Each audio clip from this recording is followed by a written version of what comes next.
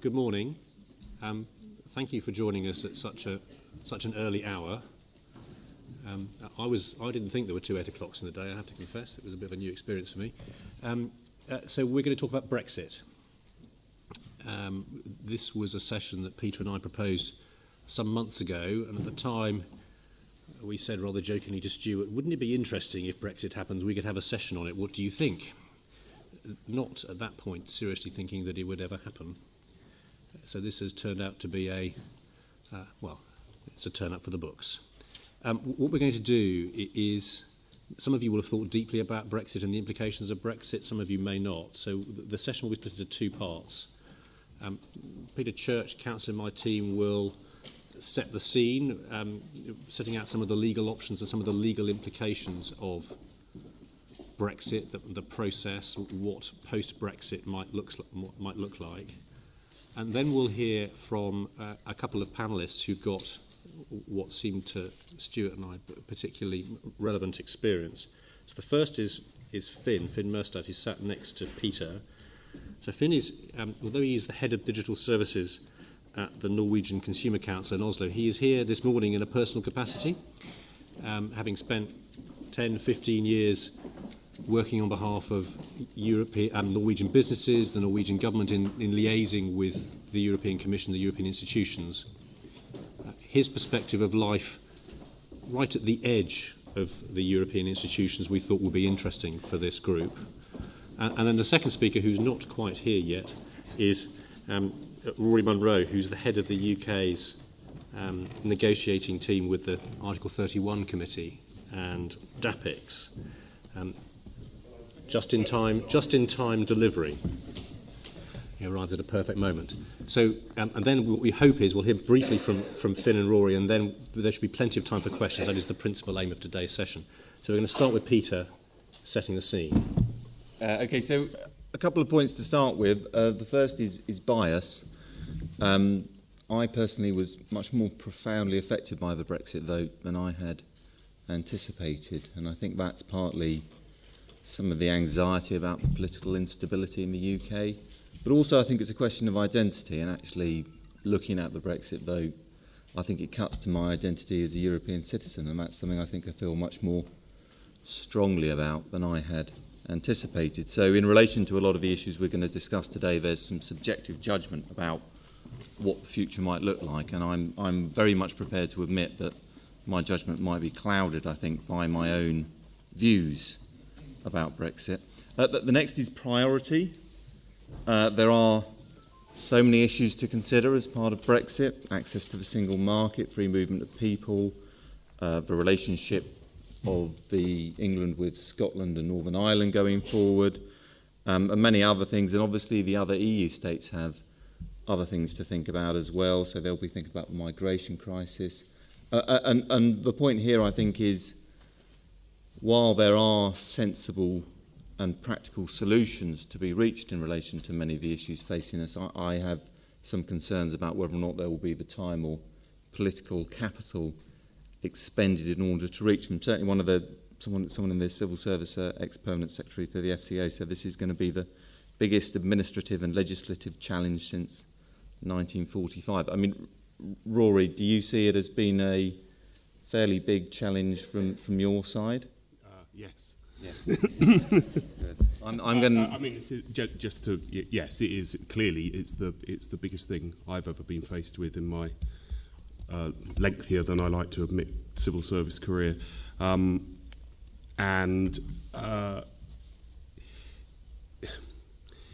as everyone knows, the government campaigned for a Remain vote, and there were repeated statements that there wasn't going to be any contingency planning. It's not strictly speaking true to say that there was none at all, but I think it's also fair to say that the result did surprise many of those at the centre of government, and certainly in terms of working out exactly how to unpick all this. As you'll have heard, there's a new policy unit being set up under Oliver Letwin. It's in the Cabinet Office. It's going to be an expansion, really, of the European and Global Issues Secretariat that operates in the Cabinet Office, and that is still being got up and running. That will have an awful lot of work to do.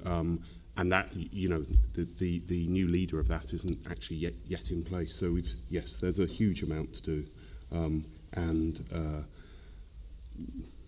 well, obviously the clock hasn't yet started ticking, but once it does, 2 years isn't a huge amount of time. I mean, 2 years wasn't very long to implement the GDPR. Implement's not quite the right word, but I hope everyone understands what I mean. But certainly now it becomes a little bit more confusing. And I think the final point to think about is the attitude of the other member states and the EU itself, which are not a homogenous body and who have different views about the UK. I mean, at one extreme, Jean-Claude Juncker suggested that the UK could expect no favours for deserting the EU.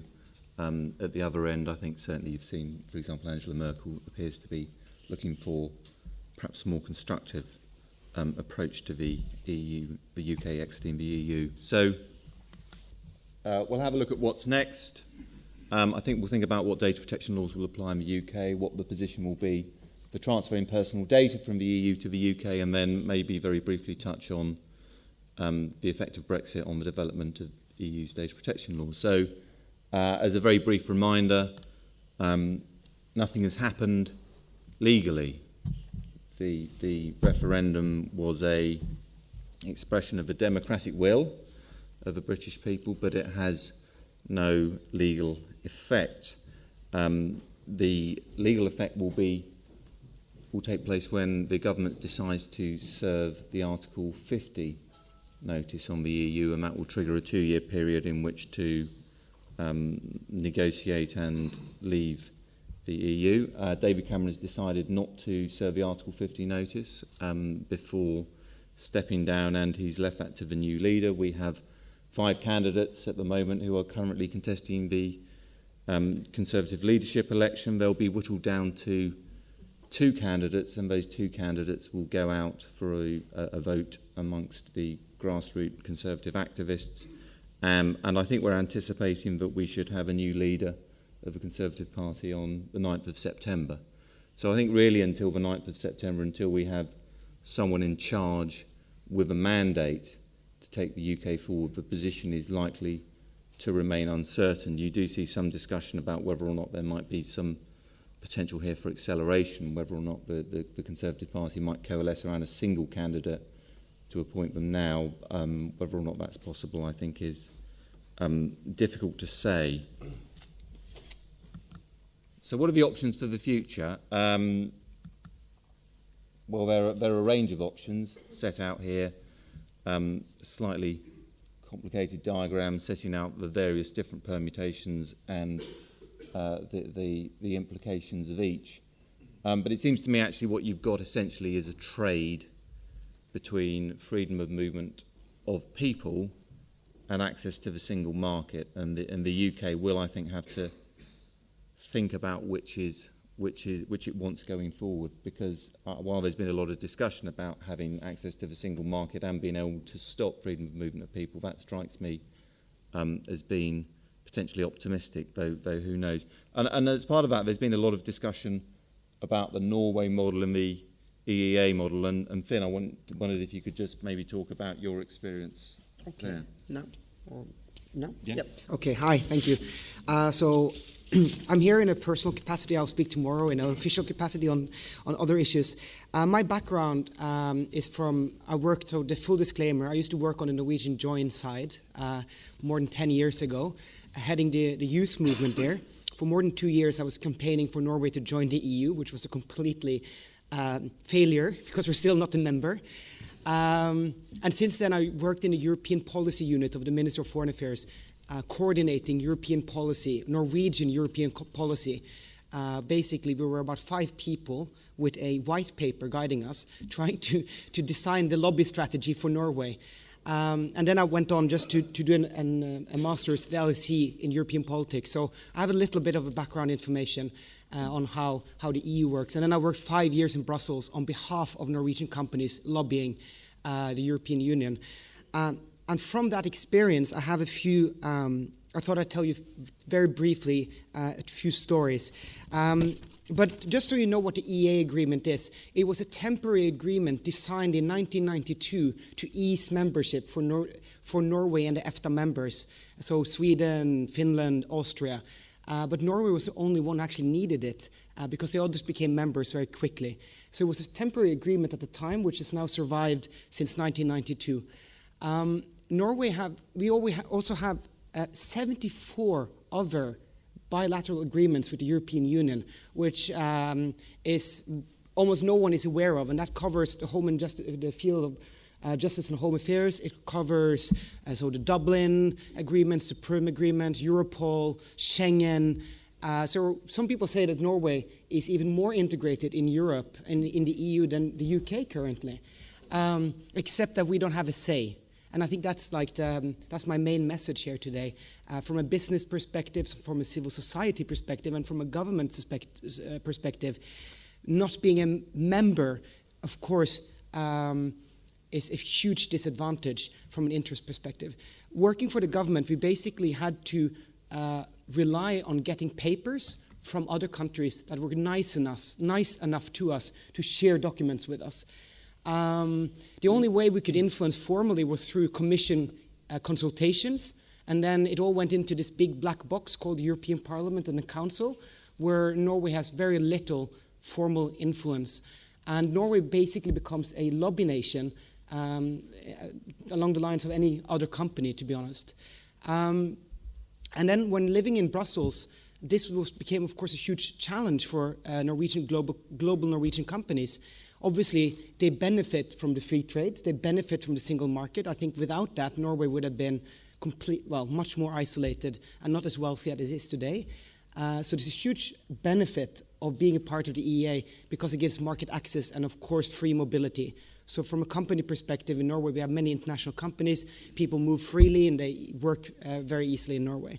But, of course, from a interest perspective, if you have an interest in Europe, so I was working for large multinational companies, we sort of had to knock on the doors of the European Parliament hoping that a Swedish member of parliament or a Danish member of parliament would see us if they had time. And very often we experienced that we would meet with Czech MEPs or German MEPs, and they would sympathize with our views. We would even have solutions, if this was an area of renewable energy, that would be beneficial for all of Europe. But at the end of the day, they had, let's say, a coal-fired power plant in their constituency, and of course they had to listen to them rather than us. So basically Norway, from my perspective, has become a lobby nation, and it's a bit like in these European Championship days. So the EEA is like being part of the football team, but you're always on the bench. So when you lose, you lose. When the team wins, you win, but you have no way of affecting the game. I should have said at the start that we're not mentioning the football. I'm so sorry. Yeah, It's completely forbidden. Yeah. So, and yesterday it was about 240 years since the American Brexit. And I don't think we should, and I don't know if we should be inspired by that or not, but at least from a European perspective, I think I would say that EA model is good for business because we have full harmonization in the sense that there's no insecurity. So from a data protection point of view, as I mentioned from the seats yesterday, we implement all the laws. Some people say we're more Catholic than the Pope when it comes to implementation of laws because we're frequently on the top list of implementation. We have something called the EFTA Surveillance Authority and an EFTA Court, which acts like the European Court and which acts like the European Commission. And we have enforcement. And basically, we have just this parallel structure that functions just like the EU, except that we have no influence. I think that's the easiest way of describing it. Of course, there are a lot of details here. And of course, my personal vote would be for the UK to stay in Europe because I see how much influence you can have by being a member. But obviously, that's not an option right now. So I would say EEA is a very good option for business, but you have to increase your lobby budgets. And the problem with EEA membership is you retain freedom of movement. You've still got to contribute to the EU budget. You've still got to comply with EU laws, but you have no control over the passing of those laws. So, I mean, my view is it's difficult to see EEA membership as being the solution. The other option is, of course, to exit the single market in order to be able to control freedom of movement of people, and the potential economic impact there is obviously uncertain, particularly given that services are such a large portion of the UK's GDP. So what comes next? Who knows?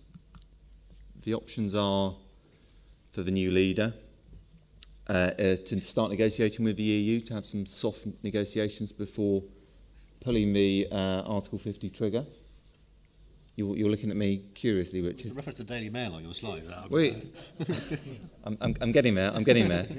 So to start to negotiate with the EU before pulling the Article 50 trigger, but certainly the EU said that there will be no negotiations until the Article 50 notice is served.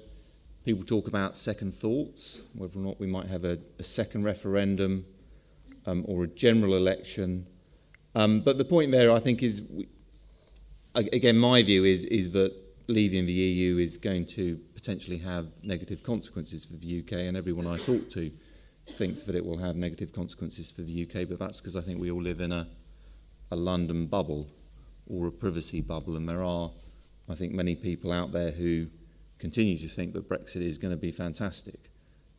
So my butcher, for example, who tells me that it's going to be great for Britain, Brexit, but I haven't got the guts to ask him why. And then the final option is to serve the Article 50 notice, and that's the point at which the formal withdrawal process starts. So I guess interesting to have views from the audience. Who thinks at the conference next year the UK will have served the Article 50 notice? Who thinks the UK won't? Okay. Any offers about why anyone who thinks the UK won't have served the Article 50 notice? Any offers about why that is? What do you think about this Mishcon to Raya challenge, the legal challenge? So you're saying it has to go before Parliament? So my understanding of the challenge is that Mishcon de Raya or their argument is essentially because the Article 50 notice will in effect revoke the European Communities Act. That's not an action that can be taken by the executive. That needs to be an action that's taken by the legislative. I think it's interesting because you will therefore need to get Parliament to approve the issuing of the Article 50 notice, and certainly the suggestion is actually that the vast majority of those in Parliament don't think that it would be a terribly good idea for the Article 50 notice to be served. So you've got that clash between representative democracy, in which we vote for our representatives and trust in them to do the right thing, and referendum democracy, where we view we follow the expressed will of the people. So it will be interesting to see how Parliament vote in that situation, but I think the problem is that given the result of the referendum, it's going to be extremely difficult for those in Parliament not to allow the Article 50 notice to be served. And I think the risk is that if they were to block the service of the Article 50 notice, then you're going to see more political instability, and it would strike me that you might, at the next general election, see, for example, a very large UKIP contingent being returned in the UK. So the counter on the legal... So David Panic, QC, has written on this subject. He's the lead counsel for Mishcons on that application. He's a much more eminent constitutional lawyer than I suspect any of us in this room. The counter-argument, though, is also pretty well known. The European Communities Act says within it that all of the rights, powers provided to the member states by European legislation may be exercised by the relevant minister. And one of those rights is Article 50. Article 50 is incorporated into UK law by virtue of the 1972 legislation. So the counter-argument is that there is no conflict. Parliament decided to give executive authority to ministers to exercise all the rights set out in European legislation. That's what Parliament decided in 1972. There is no conflict if a minister then decides to exercise that power. That's the counter-argument. Would the government go ahead with that potential legal challenge? Would they go ahead and trigger it without having So I think the problem comes actually when you start to think about replacement. Because whatever happens, it seems to me, Rory will know much better than me, there is an enormous legislative challenge in replacing what European legislation does to our statute book. And even if you say, well, I'm just going to pass a law that says everything that happened the day before X is going to happen afterwards, I paraphrase, you're still going to need to put that through Parliament. I can't see any alternative to that. And at the moment, I'm not sure how that vote's going to go. So that I think may be the challenge. What do you replace the 1972 legislation with, and how do you do it? One potential is, I was just thinking, just one potential, I was thinking, could they possibly then force a second referendum if the parliamentary vote went against Brexit, rather than saying no Article 50, but second referendum? One thing that seems to me to be inconceivable is that we don't implement the will of the people absent a second referendum. You know, if we decide not to Brexit, I can't see any way of doing that without a second referendum. That seems to be inconceivable. Do you think it's probably a bit cynical, but do you think there's anything that can be read into the fact that when we had the Brexit vote, that the areas was 382 as opposed to the parliamentary constituencies? So you could argue that it would allow MPs to vote as they want to, because they could say that the areas that they were covered by, they can't say whether it was a yes or no vote for their parliament, for their constituency, because it didn't follow the natural boundaries that we expected to. So I can only speak for the local constituencies that I know best, and I live in Lambeth, which is the outside of Gibraltar, the most pro-EU constituency in the UK. It seems to me very ambitious for any member of Parliament who represents Lambeth to vote in a way inconsistent with that if they want to hang on to their seat. And each member of Parliament will be making a similar kind of assessment on a little micro basis. We'll have time for questions at the end, but Peter, is there anything else that you wanted to pick up on that we haven't covered already? No. Okay, right, in that case, open season. Right, Christopher, Mr. Millard. Hold on, there's a microphone coming because you're right at the back. Thank you very much. Yes, it may well be not ultimately a legal issue, but a political, pragmatic negotiating issue. On the one hand, the European Commission has made it very clear that they want us out as soon as possible. They won't negotiate until we press the trigger. We, however, don't have to press the trigger at any particular time. So there could be an indefinite standoff, and it's a question of who blinks first. I mean, blinking is putting it rather mildly, because it could get all rather unpleasant on both sides. So I think it's quite possible that will depend on who becomes the next leader of the Conservative Party, assuming they're not immediately tipped out at a general election. And we can already see a taste of Theresa May's negotiating position in that she yesterday wouldn't even state that EU workers in the UK would necessarily have a right to remain here, because she's keeping all of her ammunition in reserve, I guess, to go into potentially a very tough negotiating position. And some of that may actually happen, as often happens, behind closed doors, and it won't officially be a negotiation. It'll be a talk about talks, and they can all say, we didn't talk to you till you pressed Article 50, but actually they're talking all the time. So that's why, pragmatically, I think it may well run into next year before Article 50 is triggered, and it could go on forever. I don't know if anyone else at the panel has views about, or is prepared to express views about when Article 50 might get served. No? I mean, my only comment would be there will be a lot of uncertainty in the UK until the issue is resolved, and the EU will probably know that there could be adverse economic consequences for the UK for indefinitely postponing it and in giving businesses effectively no clear view about what the future relationship is between the UK. Sure, but it'll also be very painful for several other EU member states. You can see three things potentially bringing an end to an indefinite stall. One is a short and rather unpleasant recession in this country, which might be a reason to look again at the issue. You can see that. The second may be the UK signing a contingent trade deal with another major economy outside of the EU. That would cause some consternation in European capitals. And the third might be a general election. You can see that all of those things might I think there might be a long period of pre-negotiation, but I'm not sure it'll be indefinite. Any other questions? Yes. Mr. Leaton-Gray. Yeah, morning. this is now sort of not so much wearing my privacy hat. Before I got into this wonderful profession, I spent my life as a political journalist. This is an admission. It's a bit like being an alcoholic. It's one day at a time. I don't know whether I'm particularly pleased. I'm not a journalist at the moment, or particularly pleased. I would like to be back in there, if you see what I mean. It's a point about the negotiations and the way in which this goes ahead, and actually it also reflects upon some of the things that both the ICO and the Baroness were saying yesterday. It seems to me that there's an interesting presumption that's being made at the moment on both sides that somehow it's almost as if Article 50 has been triggered. It's almost as if we said, right, that's it, we've already started, we're out of the door. The reality is, at the moment, as far as I can see, legally, we are still a full member of the EU.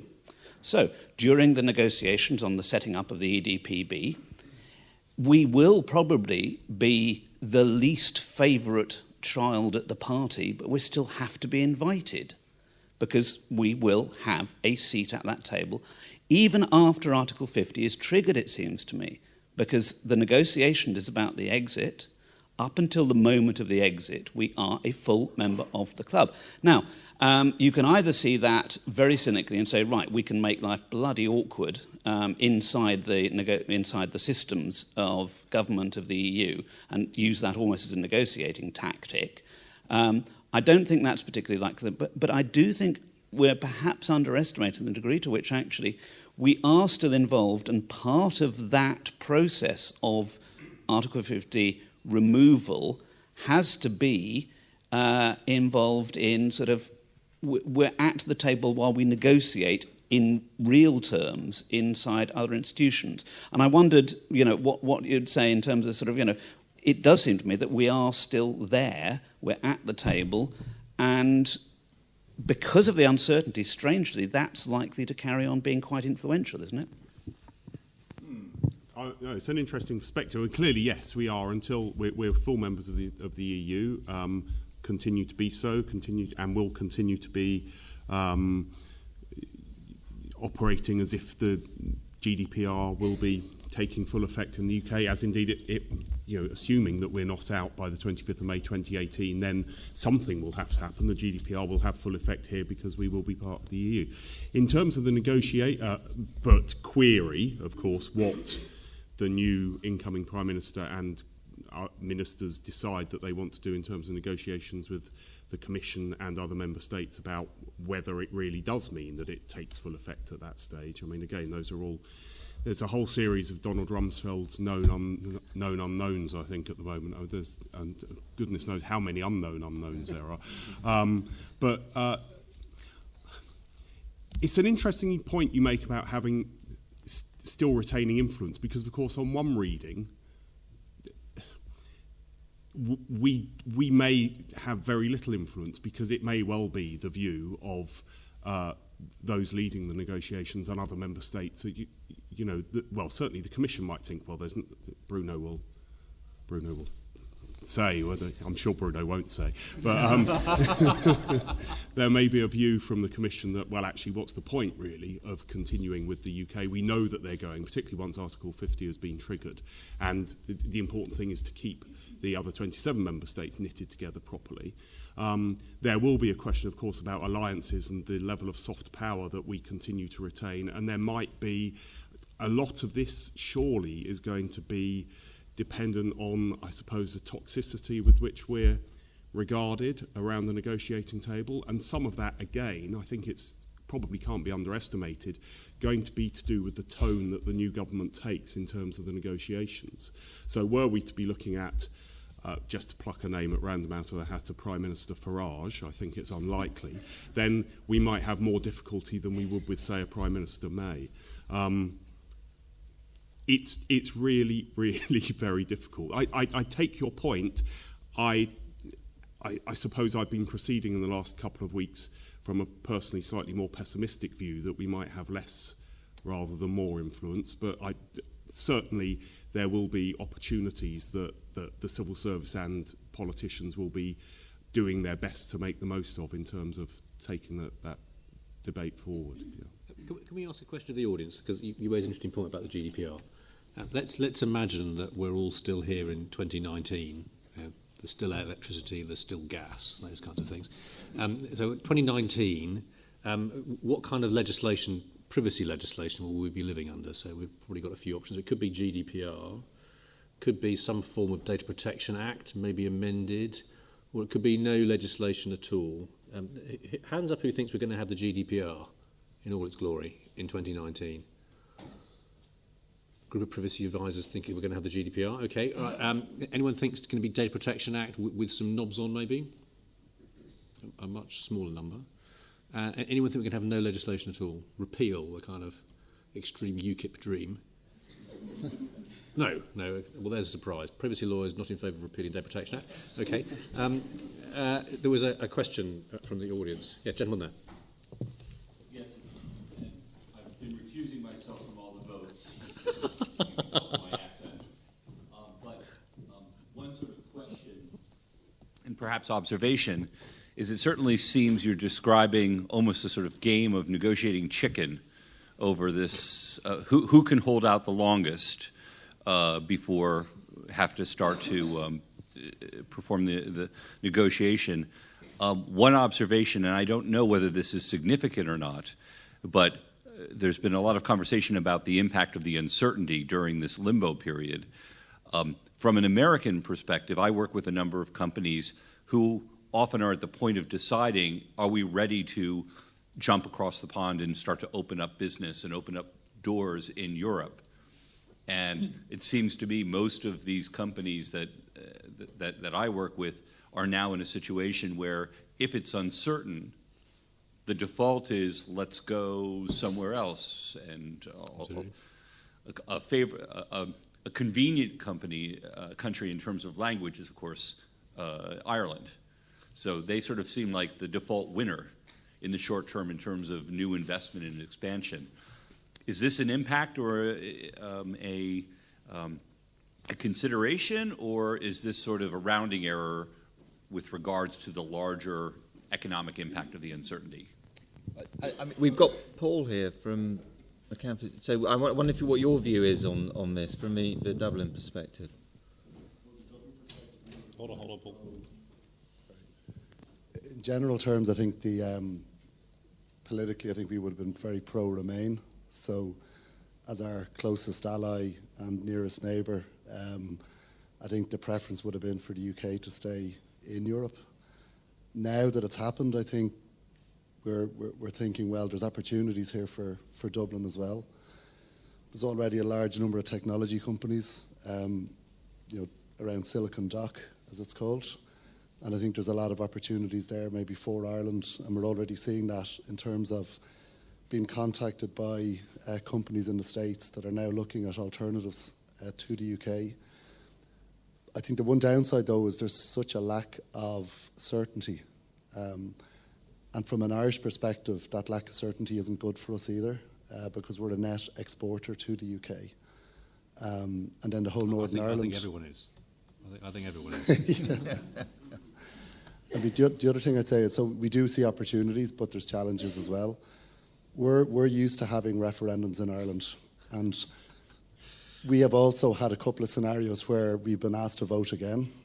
So we rejected the Nice Treaty, and then 6 months later went back to the polls and accepted it. We rejected the Lisbon Treaty. 6 months later, we went back and accepted it. So don't underestimate the possibility of a second referendum. That's all I'd say. But from an Irish perspective, we do see challenges, but opportunities as well. Certainly clients are asking at the moment, what should Plan B be?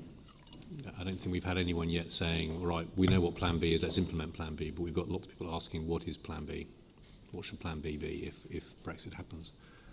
Christopher, I'm not going to come to you yet, because you've had one bite of the cherry. Yes, gentleman down here. Thank you. Bob Wicks, Langlia Ruskin. Though I speak in my own capacity.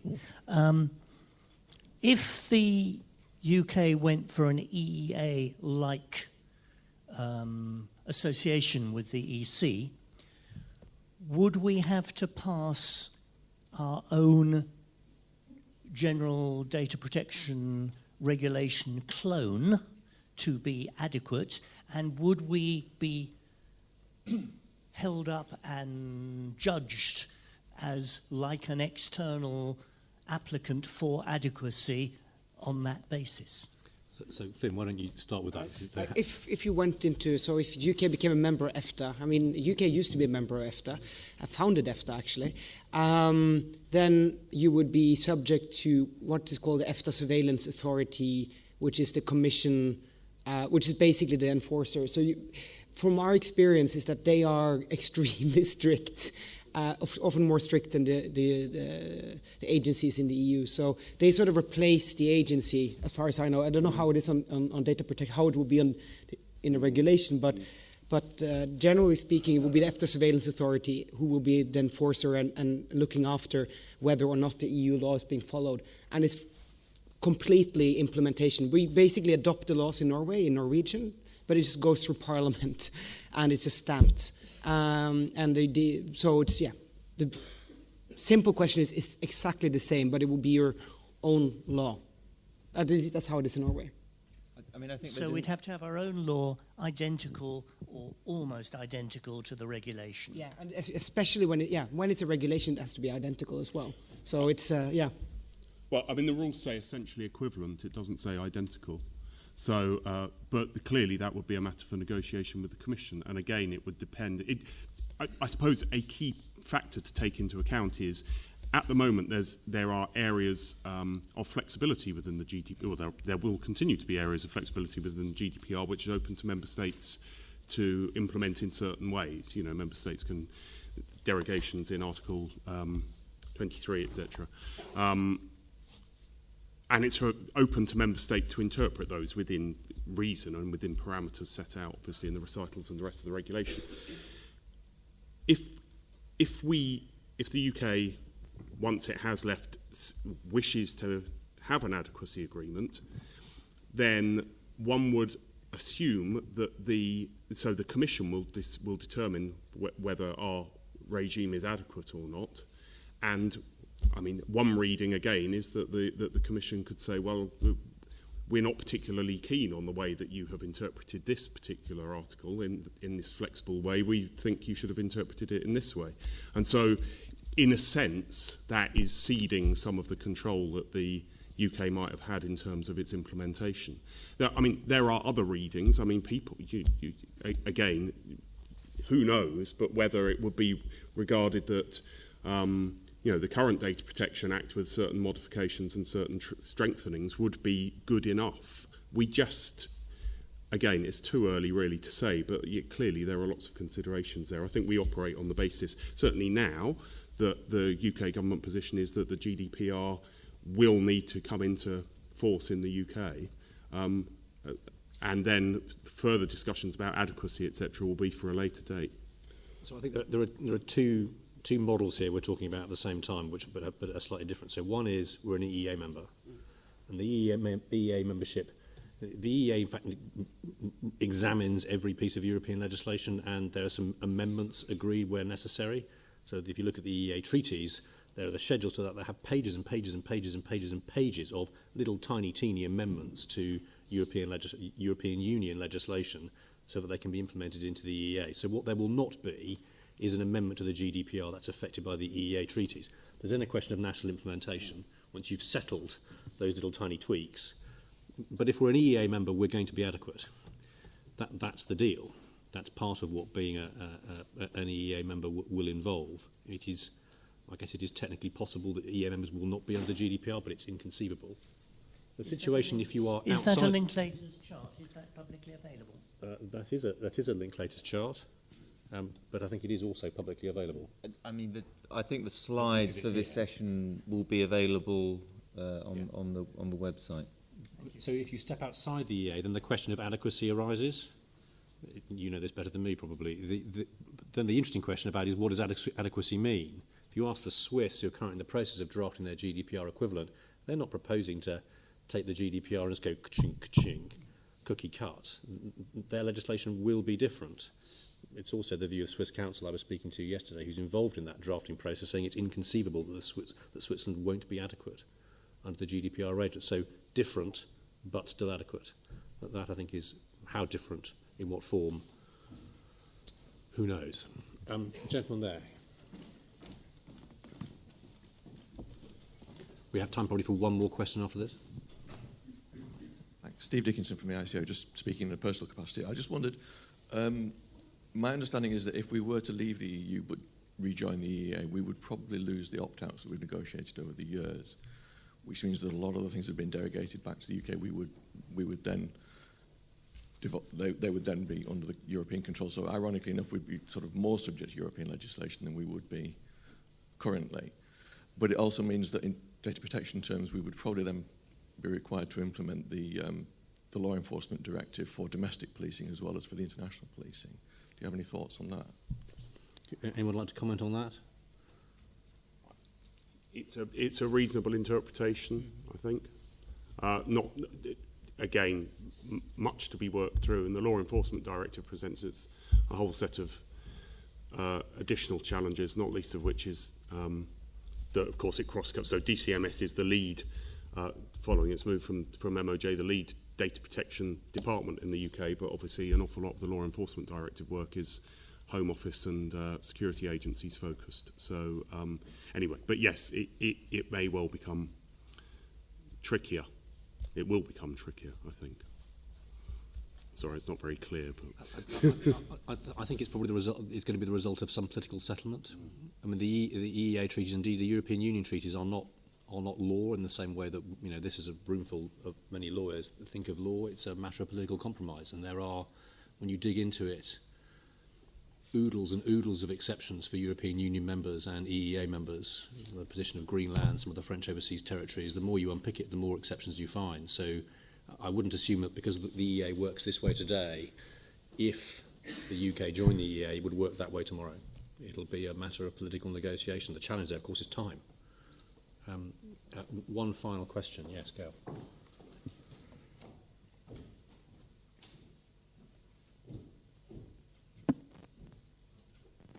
Good morning, I'm Gail Crawford from Latham Watkins.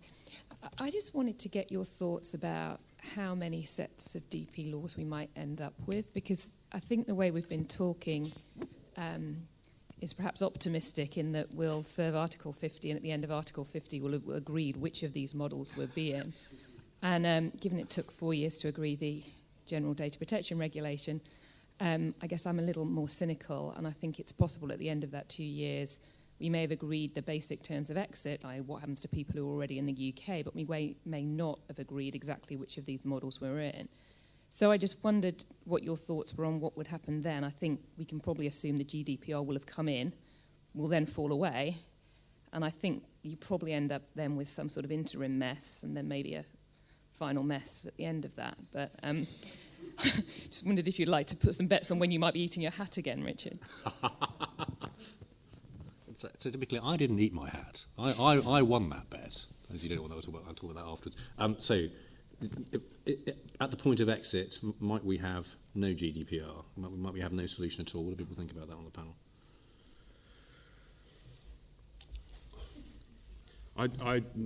That wouldn't be the position that the government would want to be in. And do you think, I mean, because we're just talking about GDPR, but there's thousands and thousands of other laws that fall into this same category. So I don't know how easy this is, but it seems like you might grandfather them all in and then slowly start amending them. And I guess we're lucky with the GDPR that we actually have the ICO and a body that can look at just one law. But for a lot of these, we don't have that position. I mean, I think the assumption is you would grandfather them, but they would need some amendment, so you couldn't just grandfather the GDPR into UK law because you've got all of the references to the EPB, so you would need to grandfather and tweak, I think, which, again, getting back to the amount of resource you're going to need in order to go through and look at that legislation and make those changes makes this a relatively scary prospect. The other option is it may be that we will have a clearer idea about when the GDPR will, we know when the GDPR will start. We might have a clear idea about when we're going to leave. And, I mean, maybe we'd just leave the Data Protection Act in place, apply the GDPR for a little bit, and then let it drop away and then drop back down to the Data Protection Act. Who knows? Look, I think, sorry, do you have something to add? No, I mean, just one reflection. I mean, I think that the challenge is also what will happen in 5 years when the UK has not been a part of the decision-making process, the shaping of laws. I mean, there's now the discussion of e-privacy is coming up, and it will be a new law in a few years. And this is what we see from a Norwegian perspective is time and time again, we're off the ball. We're not understanding what's going on, and we come in too late, and then it's adopted, and then we just have to accept it. I would be more worried about if in 5 to 10 years, if you're not a member, the direction that the EU is going and the lack of influence on the laws in general. I know it's a bit on the side of what you asked, but that is where I've seen 20 years of being outside the European Union after we got the EEA. We're just scrambling to influence the most important pieces of legislation, and the rest is just coming. And we're just implementing and rubber stamping, and except in the field of agriculture. But we still have to implement all the food safety standards anyway. So, yeah. There was one final thought, actually, we haven't talked about that we wanted to flag, which is that people have asked this separately about lead regulatory authority under the GDPR, whether it is possible for a non-EU authority to be the lead regulator for GDPR purposes. And there's quite an interesting debate about that currently going on in Switzerland. There's plenty of reason to think that's quite a good idea, both from an EU perspective and a Swiss perspective. If you're an EU DPA with a limited budget and not a lot of time on your hands, do you fancy regulating the large range of Swiss corporates? Or would you rather delegate that responsibility to the Swiss DPA instead in a kind of reciprocal arrangement? There's quite a lot of legs in that conversation, it seems to me, and you can see how a similar arrangement might apply for the UK.